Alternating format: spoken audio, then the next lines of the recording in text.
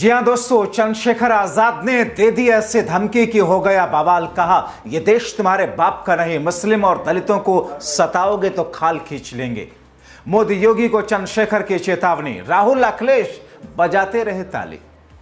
बहुत स्वागत है आप सभी का। आप देख रहे हैं द राजनीति का विशेष सेगमेंट खबर और विश्लेषण। मैं हूं जब्बार खान।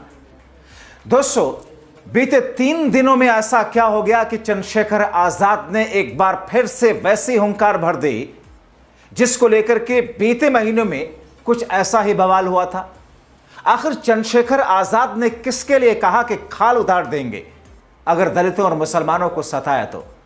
आखिर चंद्रशेखर आजाद ने मोदी और योगी को लेकर के जो बातें कही, क्या वाकई वो बातें 100% सही हैं? अखिलेश यादव और राहुल गांधी चंद्रशेखर आजाद की उन बातों और उन धमाकाखेज जुमलों को लेकर के सराहना करते हुए तालियां क्यों बजाने लगे?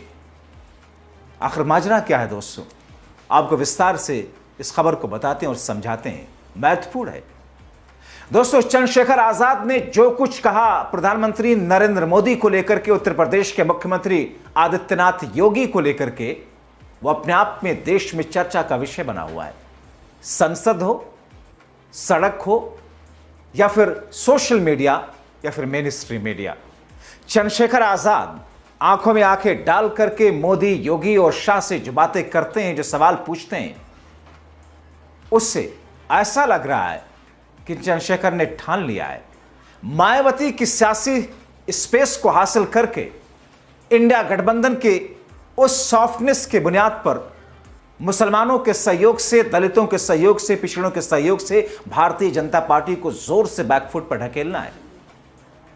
एक दिन पहले आजाद समाज पार्टी के मुखिया और सांसद चंद्रशेखर आजाद ने उत्तर प्रदेश के मुख्यमंत्री योगी आदित्यनाथ के 8 साल पूरे होने पर सख्त लफ्जों में कटाक्ष करते हुए जो कुछ कहा, उसे योगी समेत पूरा बीजेपी कुनबा तिलमिलाया हुआ है। चंद्रशेखर आजाद ने लिखा, योगी जी के 8 साल अन्याय की मिसाल, किसान का हक कुचला गया, युवा का सपना जला दिया गया, नौकरी बनी बेईमानों की जायदाद, भ्रष्टाचार ही अब सरकार का स्वाद, महिलाओं की चीखें दबा दी गई, दलित, पिछड़ों, आदिवासियों पर शामत लदी, अल्पसंख्यक सहमे, हक छीने, बुलडोजर चला, घर मिट्टी में मिले, कुंभ में अव्यवस्था, भगदड़, मौत, श्रद्धालुओं की आस्था पे चोट, धर्म जाति नफरत के खेल, 8 साल यूपी बेहाल, योगी की जी फेल।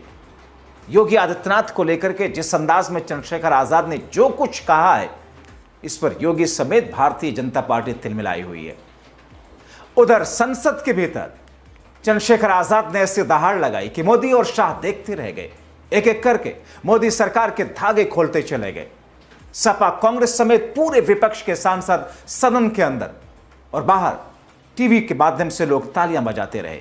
चंद्रशेखर आजाद को आपने देखा और सुना पहले भी, अल्पसंख्यक हों या दलित हों, उनके बढ़ते हुए अत्याचार हों, या फिर मुसलमानों को सताए जाने के बाद चंद्रशेखर बेबाकी से अपनी बात कहते हैं। कई बार वो कह चुके हैं, मुसलमानों को छुआ तो छोड़ेंगे नहीं। चंद्रशेखर आजाद ने क्या कुछ कहा संसद में, सुनिए। धन्यवाद सभापति जी। फाइनेंस बिल 2025 पे आपने मुझे मेरी बात रखने का मौका दिया। सभापति जी, युवा बेरोजगार है, पढ़ा लिखा बेकार है, मिलता ना रोजगार है, ऐसी हमारी सरकार। सर, मैं अपनी बात को शुरू करते हुए, मेरे मन में कुछ पीड़ाएं हैं, वो आपके सामने, क्योंकि चेयर से ही कह सकते हैं सर।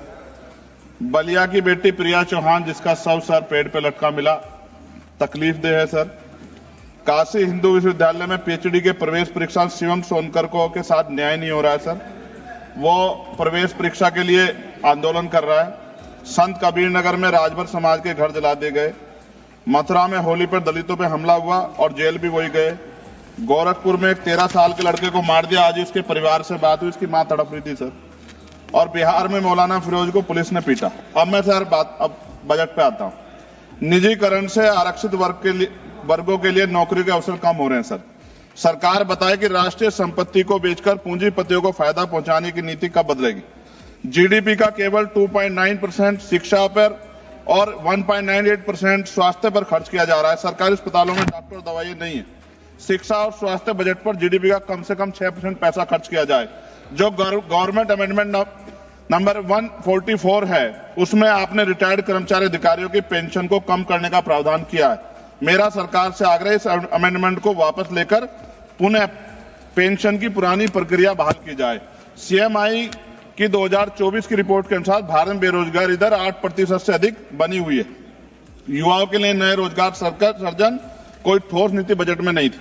केंद्रीय बजट 2025 मनरेगा तथा आवंटन 86,000 करोड़ रुपए पर अपरिवर्तित कार्यक्रम 9,754 करोड़ रुपए के घाटे पर चलने के बावजूद 2025-26 के बजट में धन आवंटन में कोई बढ़ोतरी नहीं की गई, जबकि मनरेगा ग्रामीण रोजगार में महत्वपूर्ण भूमिका निभाता है। लगातार रुपए कीमत गिर रहे, जो चिंता का विषय, ये हम प्रधानमंत्री जी के मुंह सुनते थे जब वो मुख्यमंत्री हुआ करते थे। प्राय देखने में आता है किसान अपने ऋण के कारण आत्महत्या कर रहे हैं और सरकार उनके ऋण माफ नहीं कर रही, जबकि दूसरे बड़े बड़े उद्योगपति और कंपनियों का ऋण माफ किया जा रहा है। यह निंदनीय है। सरकार को किसानों की ओर ध्यान देना चाहिए, उनका ऋण माफ करना चाहिए। कृषि उपकरणों पर 100% जीएसटी की छूट दी जानी चाहिए। भारतीय शेयर बाजार पिछले कुछ समय से लगातार घाटे में जा रहा है। भारतीय निवेशकों का पैसा डूब चुका है, जबकि विदेशी निवेश लगातार भारतीय शेयर बाजार से पैसे निकाल रहे हैं। सरकार को इस ओर भी ध्यान देना चाहिए। कोई भी कर्मचारी अपने कुल वेतन पर वर्ष के अंत में टैक्स चुकाता है, परंतु उसके बाद भी खरीदी गई वस्तु पर कर देना पड़ता है। इस प्रकार के दोहरे कराधान से उसकी आर्थिक अक्षति होती है। ये गलत है सर। जब कोई आम आदमी कोई वाहन खरीदता है तो उसे जीएसटी सहित कई तरह के कर चुकाने पड़ते हैं, लेकिन जब वह उस वाहन को सड़क पर ले जाता है तो पुनः कर देना पड़ता है, जिससे आम आदमी की जेब पर सीधा असर पड़ता है। सरकारी स्कूलों में शिक्षा की स्थिति अत्यंत दयनीय है, जबकि दूसरी ओर निजी स्कूलों में शिक्षा इतनी महंगी हो गई है कि गरीब बच्चों को महंगी फीस, किताबें, बैग और ड्रेस के कारण शिक्षा से वंचित होना पड़ रहा है। महोदया, निजी स्कूलों की कालाबाजारी बंद होनी चाहिए और शिक्षा इतनी सस्ती होनी चाहिए कि हर व्यक्ति तक पहुंच सके, और प्राइवेट स्कूलों पे कैप हो कि वो ज्यादा फीस ना ले सकें। साथ साथ उत्तर प्रदेश में, जी खत्म करूंगा, उत्तर प्रदेश और अन्य राज्यों में मानव तस्करी, आप तो सभापति जी खुद महिला है, ये मामला आप गंभीरता से सुनना, मेरी ये बहुत बड़ी चिंता है। उत्तर प्रदेश और अन्य राज्यों में मानव तस्करी के संगठित गिरोह सक्रिय हैं। जैसे उत्तर प्रदेश के सोनभद्र से अन्य राज्यों में लड़कियों को बेचा जा रहा है। राजस्थान में लीज पर बेटियों को बेचा जा रहा है। बेटियों के खरीद फरोख्त के मामले सामने आए, लेकिन सरकार कोई ठोस कदम नहीं उठा रही। सरकार बताए कि मानव तस्करी रोकने के लिए बजट में विशेष प्रावधान क्यों नहीं किया गया। महिला सुरक्षा के लिए Nirbhaya fund, last page, Nirbhaya fund को पूरी राशि खर्च क्यों नहीं की जा रही है। फंड तो बना दिया निर्भया के नाम से, लेकिन खर्च नहीं करे। बेटियों की बिक्री रोकने के लिए राष्ट्रीय टास्क फोर्स का गठन किया जाना चाहिए। सभापति जी, ये मेरे हाथ में कटिंग है जिसमें लिखा है कि लीज पर बिक रही हैं बेटियां, कर्ज उतारने माता पिता भेज रहे हैं। एक इंपॉर्टेंट ये है मैं पढ़ने के लिए, 8 साल की बच्ची 3.5 लाख में 3 साल की लीज पर दी गई, हर दिन में 5 से 10 बार दुष्कर्म। ये झालावाड़ राजस्थान की है। ये भारत है, ऐसा भारत जहां बेटियों को बेचा जाए, लीज पे दिया जाए और सरकार हाथ पे हाथ रखे तमाशा देखे, ये अच्छा नहीं है। अंत में न्यायपालिका में SC, ST, OBC व अल्पसंख्यकों की संख्या बढ़ाने पर सरकार क्या कर रही है। इन्हीं सब बातों के साथ मैं अपनी बात को खत्म करता हूं। जय भीम, जय भारत। आपका बहुत बहुत धन्यवाद। तो उधर योगी पर तीखा कटाक्ष और प्रहार करते हुए एक अखबार की स्क्रीनशॉट लगाते हुए चंद्रशेखर आजाद ने ट्विटर हैंडल पर लिखा, उत्तर प्रदेश में जंगल राज, राजधानी तक असुरक्षित, तो बाकी प्रदेश का क्या हाल। लखनऊ के सैरपुर में मामूली टोका टाकी पर अपने घर की छत पर टहल रही महिला की गोली मारकर हत्या कर दी गई। घटना अत्यंत दुखी और दंडनीय। यह घटना सिर्फ एक वारदात नहीं बल्कि ध्वस्त हो चुकी कानून व्यवस्था, अपराधियों के बेखौफ इरादों का सबूत है। प्रदेश में अपराधी बेलगाम है, पुलिस का इकबाल खत्म हो चुका, सरकार मुखदर्शक बनी है। अगर राजधानी में गोलियां चल रही तो बाकी जिलों की दशा और दिशा होगी क्या। दोस्तों चंद्रशेखर के तेवर पर अखिलेश और राहुल गांधी तालियां बजाकर चंद्रशेखर को समर्थन देते नजर आए। इस बीच संसद में कांग्रेस के एक बड़े नेता ने चंद्रशेखर के से सहमति जताते हुए मोदी सरकार पर शिक्षा व्यवस्था चौपट करने का आरोप लगाते हुए जमकर धोया। कांग्रेस ने अपने ट्विटर हैंडल पर लिखा, UDISC रिपोर्ट के अनुसार 2022 और 23 में कुल नामांकन के आंकड़े 25.17 करोड़ तक गिर गए। ये आंकड़े 2023-24 में और भी कम होकर के 24.8 करोड़ रह गए। मोदी सरकार युवाओं के भविष्य को सुरक्षित रहने में विफल रही है। यह गिरावट देश में बढ़ती असमानता, राजनीतिक कुप्रबंधन को दर्शाता है। सरकार ने शिक्षा का बजट कम कर दिया।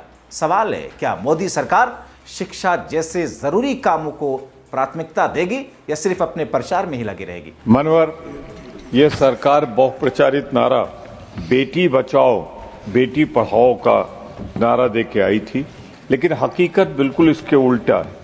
शिक्षा मंत्रालय की शिक्षा के लिए एकीकृत जिला सूचना प्रणाली UDISE रिपोर्ट के अनुसार पहली बार स्कूल नामांकन के आंकड़े 2022-23 में 25.17 करोड़ तक गिर गए। 2023-2024 में और भी कम होकर 24.8 करोड़ हो गए, या 2018-19 में से 2021-20 की अवधि में लगभग 1.55 करोड़ छात्र, जो लगभग 6% है, गिरावट को दर्शाता है। यह रिपोर्ट इस बात पर सवाल उठाती है कि मोदी सरकार भारत के युवाओं को भविष्य को सुरक्षित रखने में किस तरह विफल हुई है। यह गिरावट केवल एक नंबर नहीं है, यह बढ़ती आर्थिक असमानता और आर्थिक कुप्रबंधन को दर्शाता है, जो गरीब परिवारों को अपने बच्चों को स्कूल से निकालने के लिए मजबूर कर रहा है। उत्तर प्रदेश, मध्य प्रदेश और आसाम जैसे राज्यों में ने बताया कि उनके स्कूल के कमरे कम उपयोग में हैं, जबकि तेलंगाना, पश्चिम बंगाल और पंजाब जैसे राज्य अत्यधिक बोझ और बुनियादी ढांचे से जूझ रहे हैं। यह सिर्फ संख्या में कमी नहीं है, यह एक पीढ़ी की शिक्षा तक पहुंचने के खोने का मामला है। लाखों बच्चे स्कूल से बाहर, इसलिए आंकड़े चेतावनी देने वाले हैं। लेकिन सवाल है, क्या सरकार अपने निर्धारित कामों को प्राथमिकता देगी या प्रचार और छवि निर्माण में ज्यादा दिलचस्पी लेगी? मैं इस सदन के माध्यम से आग्रह करता हूं कि सरकार स्कूल नामांकन के आंकड़े की गिरावट में स्पष्टीकरण दे। ये कैसा हिंदुस्तान बनाना चाहते हैं? और फिर बजट भी कम कर दिया, यानी कि शिक्षा को लेके सीरियस नहीं है। ये सच्चाई ये है कि शिक्षित बेरोजगार नहीं पैदा करना चाहते, उनको शिक्षा नहीं देना चाहते जिससे वो सरकार से पूछ सके कि हमारे अधिकार क्या हैं। ये बेरोजगारी कम नहीं कर पा रहे हैं, रिकॉर्ड बेरोजगारी हो रही है, इसलिए सारी चीजें आ रही हैं। ये चौंकाने वाला आंकड़ा है। सरकार के दावों के उलट देश में हर घंटे महिलाओं के खिलाफ 43 अपराध दर्ज हो रहे हैं। आप इस महिलाओं पर ना विषय है स्कूल एनरोलमेंट का। स्कूल में महिलाएं नहीं पढ़ती। अरे प्लीज, स्कूल में महिलाएं नहीं पढ़ती। आप विषय पर बोले, आप खुद अनुभवी। मैं सिर्फ विषय पे बोल रहा हूँ, यही नोटिस दी मैंने आज। बताएं, बोले। आप देख लें मेरी नोटिस। आप बताएं। हमारे देश में आदिवासी वर्ग की महिलाओं और बच्चों के खिलाफ हर दिन 22 अपराध दर्ज हो रहे हैं। मणिपुर की महिलाओं को कब न्याय मिलेगा, चाहे वो हाथरस की दलित बेटी हो, हमारी चंपन महिला पहलवान। मेरा सवाल यह है कि शिक्षा के क्षेत्र में क्यों रोका जा रहा है? तो दोस्तों, उत्तर प्रदेश की राजधानी लखनऊ में बैठे हुए मुख्यमंत्री योगी आदित्यनाथ से लेकर के देश की राजधानी दिल्ली में प्रधानमंत्री आवास में आराम कर रहे नरेंद्र मोदी तक, दोनों की नीतियों, दोनों की नीयत, इन दोनों चीजों को लेकर के चंद्रशेखर से लेकर के विपक्षी गठबंधन ने जिस अंदाज में धज्जियां उड़ाई वो तो उड़ाई, मगर अल्पसंख्यकों और दलितों को लेकर के चंद्रशेखर बार बार चेताते हैं, छुआ तो छोड़ेंगे नहीं। आप क्या सोचते हैं चंद्रशेखर के तेवर पर? अपना कमेंट जरूर करें। बहुत शुक्रिया।